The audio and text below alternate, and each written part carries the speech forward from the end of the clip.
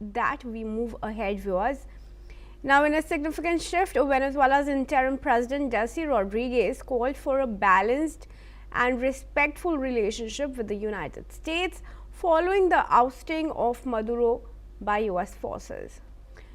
Rodriguez, who served as Maduro's vice president, extended an invitation to Washington to work together on a cooperation agenda aimed at shared development. The comments came a day after U.S. forces attacked Caracas and captured Maduro. Meanwhile, Rodriguez held her first cabinet meeting at the Miraflores Palace, flanked by top Maduro loyalists, including Defense Minister Vladimir Padrino. Opposition leader Edmundo González Urrutia, in exile in Spain, called Maduro's removal an important step but stressed that it's not enough to resolve Venezuela's ongoing crisis. He emphasized the need for political prisoners' release and respect for the 2024 election results. Adrian Calmel, who is a terrorism scholar, now joins us from New York. Thanks, Adrian, for joining us here at NewsX World. Adrian, what's your foresight as to what's next for Venezuela? And then we'll talk about Maduro specifically.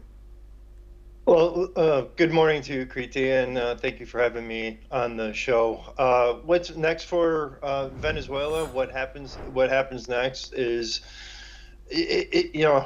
there's a lot of messaging. A lot of this is very quickly developing, but my guess is that the language that we hear coming out of the vice president now running the country, she may be saying one thing to the Western press and to the world, but she's saying a completely another thing to the Chavistas and the individuals that run the state apparatus. What needs to happen is, you look at the U.S. approach here, what we've done is we've kind of degraded Maduro's abilities around certain margins. He's done a pretty good job of running the country into the ground himself. And it's these parallel and these institutions that Maduro and what we would call them Chavistas from Chavez, they fill all the military, the riot police, the political establishment, the youth groups as far as indoctrinating youth. So there needs to be a whole systematic structure change as far as those individuals, but they're on the outs. They've run this country for the last 25 years.